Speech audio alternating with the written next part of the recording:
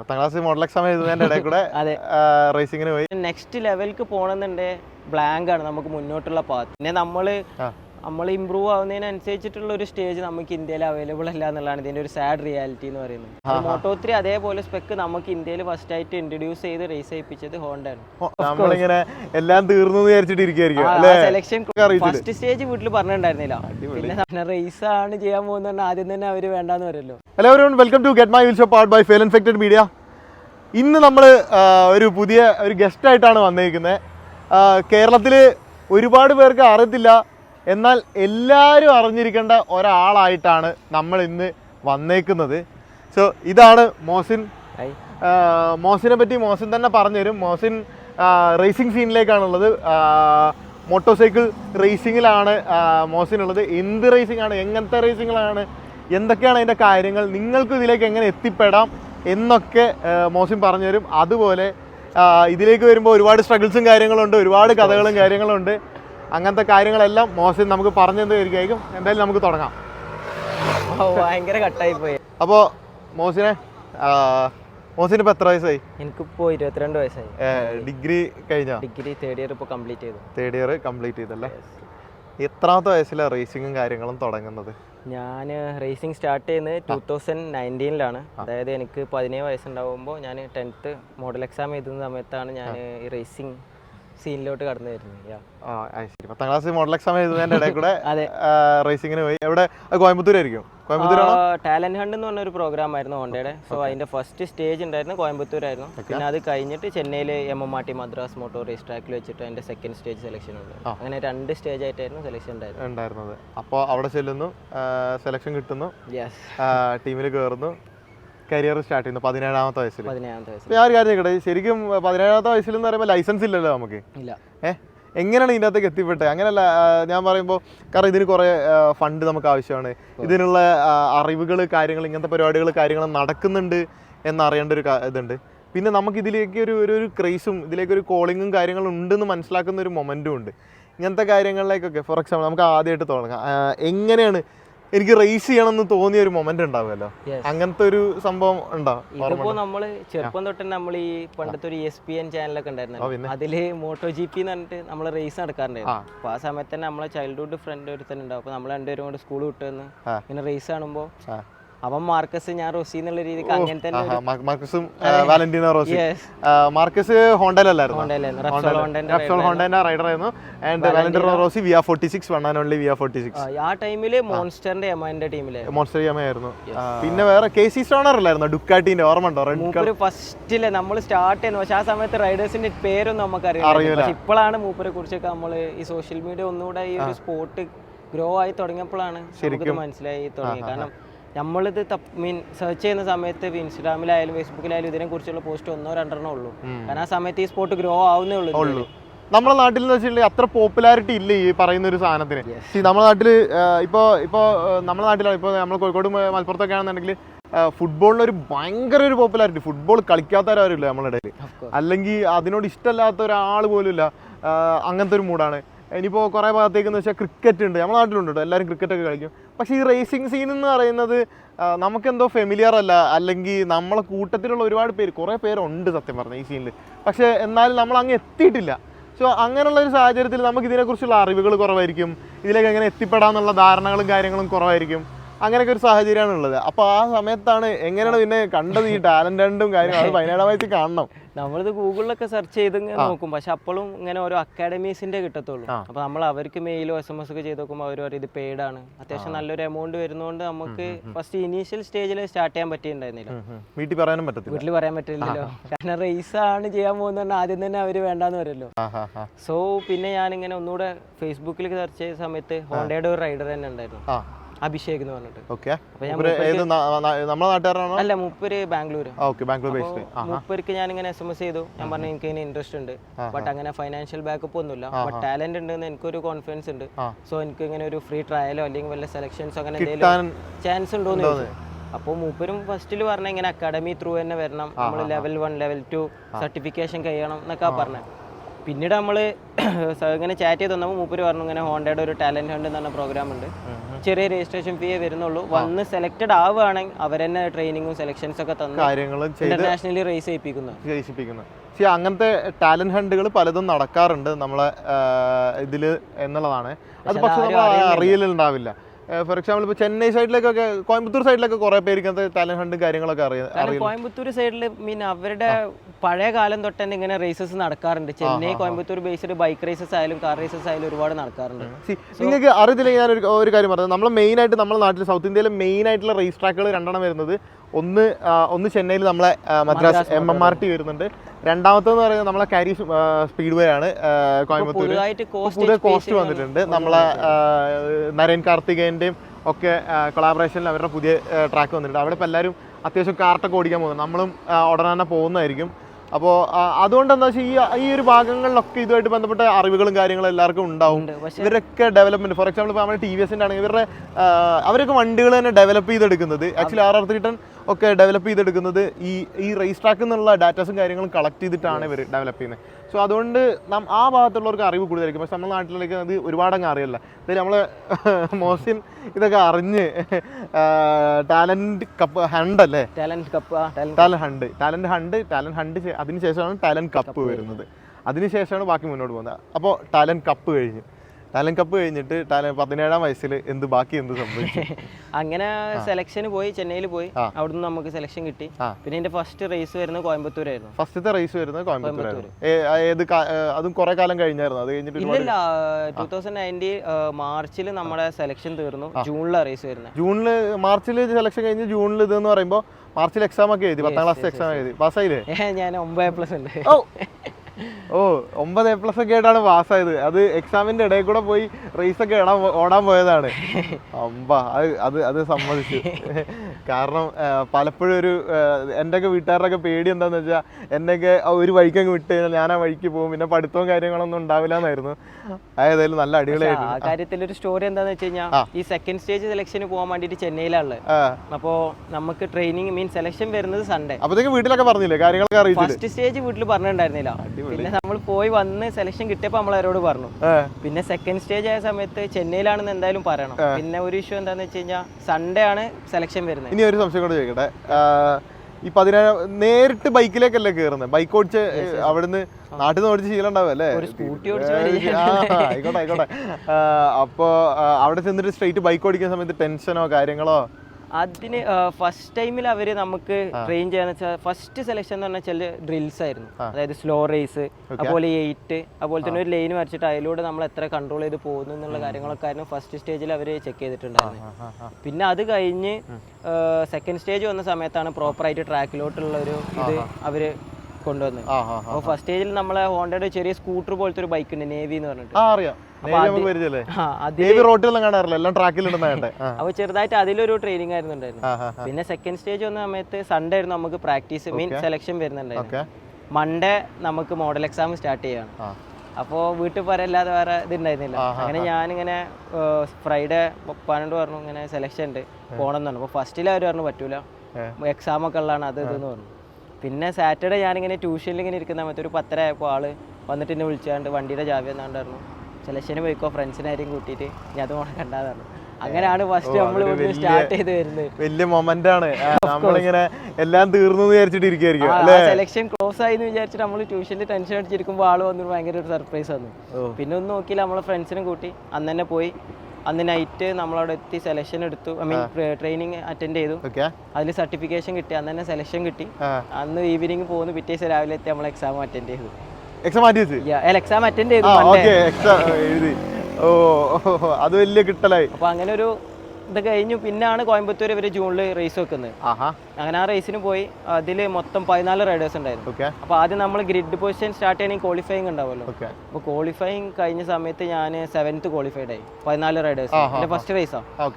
അങ്ങനെ ഞാൻ ഗ്രിഡിൽ പോയി നിന്ന സമയത്ത് എന്റെ പെട്രോളിന്റെ ടാങ്ക് ലീക്ക് ആയിട്ട് എന്നെ ഒരു പിറ്റ് സ്റ്റാർട്ട് ചെയ്തു. അതായത് ഇവര് ഒരു ലാപ്പ് കവർ ചെയ്തിട്ട് എന്നെ പിന്നെ സ്റ്റാർട്ട് ചെയ്യിപ്പിക്കും. അങ്ങനെ ഇവർ ആ സമയം കൊണ്ട് ടാങ്ക് ഒക്കെ സ്വാപ്പ് ചെയ്ത് എന്നെ സ്റ്റാർട്ട് ചെയ്യിപ്പിച്ചു. അങ്ങനെ ആ റേസ് പിന്നെ ഞാൻ 6th കംപ്ലീറ്റ് ചെയ്തു.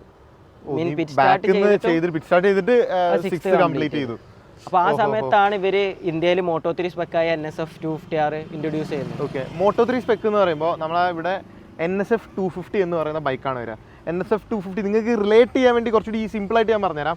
നമ്മൾ CBR 250 ഇല്ലേ, അതിൻ്റെ ഒരു റേസിംഗ് വേർഷൻ എന്ന് വേണമെങ്കിൽ അത് ഏറ്റവും സിംപ്ലസ്റ്റ് വേ ആണ്. അതിന് ടെക്നിക്കലി അങ്ങനെയല്ല പറയുന്നത്. കാരണം അതിൻ്റെ ഇൻറ്റേർണൽ Fiat 500 അടിപൊളി Fiat 500 പോയി അതാ. പിന്നെ അപ്പോൾ ലൈക്ക് ഇതിനായിട്ടുള്ള വെയിറ്റ് റിഡക്ഷൻസ് കാര്യങ്ങളെല്ലാം ചെയ്ത് അതിൻ്റെ ഇൻറ്റേർണൽസ് കാര്യങ്ങളെല്ലാം ഡിഫറൻസ് ഉണ്ടാവും. പക്ഷേ ഈ വണ്ടി അലുമിനിയം ചാസിയാണ് വരുന്നത്. 88 kgs ഉള്ളൂ. 88 kg അല്ലേ? 54 bhp പ്രൊഡ്യൂസ് ചെയ്യുന്നുണ്ട്. 54 bhp ഓക്കെ. 88 kilograms വെയിറ്റേ ഉള്ളൂ 250 cc and it can produce around 55 horse power എന്ന് പറയുന്ന സമയത്ത് അത് നല്ല പോകുമോ അല്ലേ? ഞാൻ 100 octane ഏവിയേഷൻ ഫ്യൂവലാണ് യൂസ് ചെയ്യുന്നത്, നോർമൽ പെട്രോൾ അല്ല. അടിപൊളി. അപ്പോൾ അത്രയും റിഫൈൻഡ് എഞ്ചിനാണ് പോലെ, അതുപോലെ തന്നെ അത്രയും പവർഫുൾ ആണ്. നമുക്കത് പ്രൊഡക്ഷൻ ലൈനിൽ കിട്ടൂലല്ലോ വണ്ടി. ഇല്ല, അത് പ്രോപ്പർലി ട്രാക്ക് സ്പെക്ക് ആണ്. Moto3 അതേപോലെ സ്പെക്ക് നമുക്ക് ഇന്ത്യയിൽ ഫസ്റ്റ് ആയിട്ട് ഇൻട്രൊഡ്യൂസ് ചെയ്ത് റേസ് ചെയ്യിപ്പിച്ചത് ഹോണ്ടയാണ്. ഒരു ഓപ്പർച്യൂണിറ്റി അവർ നമുക്ക് തന്നു. അത് വലിയ കാര്യം കേട്ടോ. ഈ ഹോണ്ട റേസിംഗ് ടീം ആക്ച്വലി നമ്മളിവിടെ ഹോണ്ട CBR ഹോണ്ട നല്ല വണ്ടി ഇറക്കാത്തതിനെ പറ്റി, സ്കൂട്ടർ മാത്രമേ ഇറക്കുന്നതെന്നുള്ളതിനെ പറ്റി ഭയങ്കരമായിട്ട് കംപ്ലൈൻറ്റ് പറയുമെങ്കിലും ആക്ച്വലി റേസിംഗ് സീനിൽ അവർ നല്ല കോൺട്രിബ്യൂഷൻസും കാര്യങ്ങളും നൽകുന്നുണ്ട്. ഇപ്പോൾ ഇയാളെ മോസിൻ്റെ കേസിലാണെങ്കിലും ഇവൻ ഡെവലപ്പായി വന്നതിലും ഹോണ്ടക്കൊരു സ്റ്റേജിൽ അവര് നന്നായിട്ട് ഹെൽപ്പ് ചെയ്തിട്ടുണ്ട്. ബട്ട് പിന്നെ നമ്മൾ ഇമ്പ്രൂവ് ആവുന്നതിനനുസരിച്ചിട്ടുള്ള ഒരു സ്റ്റേജ് നമുക്ക് ഇന്ത്യയിൽ അവൈലബിൾ അല്ല എന്നുള്ളതാണ് ഇതിൻ്റെ ഒരു സാഡ് റിയാലിറ്റി എന്ന് പറയുന്നത്. നമുക്കൊരു നെക്സ്റ്റ് ലെവലിലേക്ക് പോകണമെന്നുണ്ടെങ്കിൽ ബ്ലാങ്ക് ആണ് നമുക്ക് മുന്നോട്ടുള്ള പാത്ത്. കാരണം ഒന്നാമത് ഇന്ത്യ, അതുപോലെ നമ്മൾ ഈ കേരളത്തിൽ നിന്ന് വളർന്നു വരുമ്പോൾ ഇവിടെ നമുക്കിപ്പോൾ ഗൈഡൻസിനായാലും അല്ലെങ്കിൽ സപ്പോർട്ടിനായാലും നമ്മളെ ടോപ്പിലോട്ട് ചോദിക്കാൻ ഒരാളും ഇല്ല. കാരണം ഈ ടോപ്പ് സത്യം ഞാൻ എന്നതാക്കി പറയല്ലേ, ഈ ലെവൽ വരെ കേരളത്തിൽ നിന്ന് അച്ചീവ് ചെയ്തിട്ടുള്ള ഒരാളെന്ന് പറഞ്ഞാൽ ഞാനേ ഉണ്ടാവുള്ളൂ. കാരണം ഈ ഒരു സ്പോട്ടിലോട്ട് നമ്മൾ ഈ ഏരിയയിൽ തന്നെ ഫസ്റ്റ് ആയിട്ട് കടന്നു വരുന്നു ഞാനാണ്. അതിൻ്റെ ഒരു പ്രധാന പ്രശ്നം എന്ന് പറയുന്നത് നമ്മളാളുടെയും ഇങ്ങനെ ഒരാളുണ്ടെന്നുള്ളത് ഒരുപാട് പേർക്ക് അറിയുമോ എന്നുള്ളത് ഒരു ചോദ്യമാണ്. നമ്മൾ മോഡിഫിക്കേഷൻ അത് ഇത് എന്നൊക്കെ പറഞ്ഞിട്ട് എല്ലാവരും കിടന്ന് മരിക്കുമെങ്കിലും ഈ സാധനത്തിൻ്റെയൊക്കെ ശരിയായ ഒരു ശരിയായ ഡയറക്ഷൻ എന്ന് പറയുന്നത് അത് റേസ് ട്രാക്കാണ്, അല്ലെങ്കിൽ റേസിംഗ് ഡെവലപ്മെൻറ്റ്സ് ആണ്. അതിലേക്ക് എത്ര പേര് ശ്രദ്ധിക്കുന്നുണ്ട്, ആ സൈഡിൽ ഒരു സപ്പോർട്ട്, മോട്ടോസ്പോർട്ടിനെ സപ്പോർട്ട് ചെയ്യുന്ന എത്ര പേരുണ്ട് എന്നുള്ളത് വളരെ സങ്കടകരം. ഒരുപാട് പേര് ഇതിൻ്റെ ബിഹൈൻഡ് ഉണ്ട്. പക്ഷേ അവർക്ക് ആർക്കും ഈ പറയുന്ന മീഡിയ അറ്റൻഷനോ കാര്യങ്ങളോ കിട്ടാറില്ല. നമ്മുടെ നാട്ടിൽ സോഷ്യൽ മീഡിയ എടുത്ത് നോക്കുകയാണെങ്കിൽ തന്നെ നിങ്ങൾ ശ്രദ്ധിച്ചാൽ മതി, എത്തരത്തിലുള്ള എന്തൂസിയാസ്റ്റുകൾക്കാണ് ഇവിടെ അറ്റൻഷൻ കിട്ടുന്നത്, അല്ലെങ്കിൽ എത്തരത്തിലുള്ള ആളുകൾക്കാണ് ഇവിടെ കൂടുതൽ കയ്യടികളും സപ്പോർട്ടും കിട്ടുന്നത്. പക്ഷേ ആർക്കാണ് ഇതെല്ലാം കിട്ടേണ്ടത് എന്നുള്ളത് ഒരു ചോദ്യമാണ്. കാരണം ഈ സൈഡ് ഡെവലപ്പായി വരിക എന്ന് പറയുന്നത് നമ്മളെല്ലാവരുടെയും ആഗ്രഹമുള്ള ഒരു കാര്യമാണ്. ആൻഡ് ഇതിനെക്കുറിച്ച് ആളുകൾ കൂടുതൽ അറിഞ്ഞു വരിക എന്നുള്ളതും നമ്മളൊരു വലിയ നമ്മളിപ്പോൾ റീസെൻ്റ്ലി നമ്മൾ ഓരോന്നായിട്ട് സ്റ്റെപ്പ് ബൈ സ്റ്റെപ്പായിട്ട് ഓരോ റേസുകൾക്ക് പോയി തുടങ്ങിയിട്ടുണ്ട്.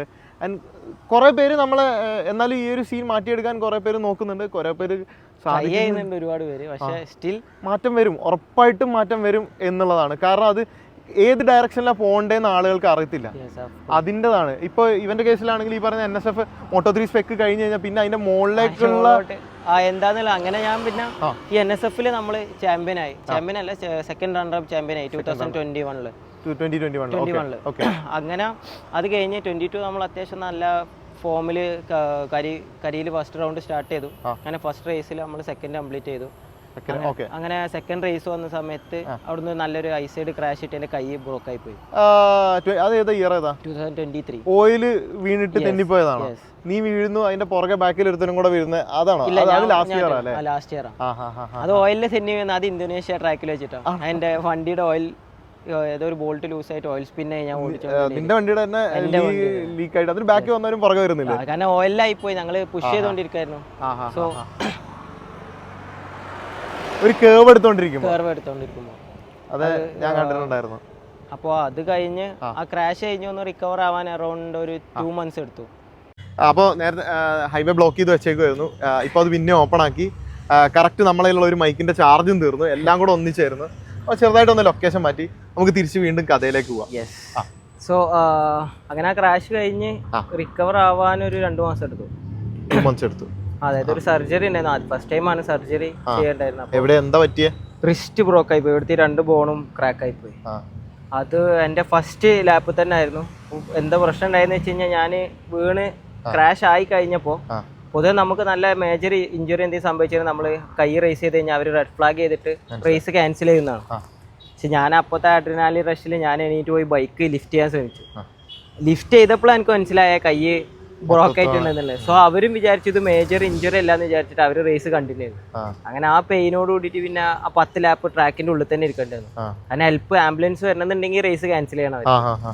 ആ സമയത്താണ് എന്റെ ഫാമിലി വന്നിട്ടുണ്ടായിരുന്നു ഫസ്റ്റ് ടൈം എന്റെ റേസ് കാണാൻ വേണ്ടിയിട്ട്.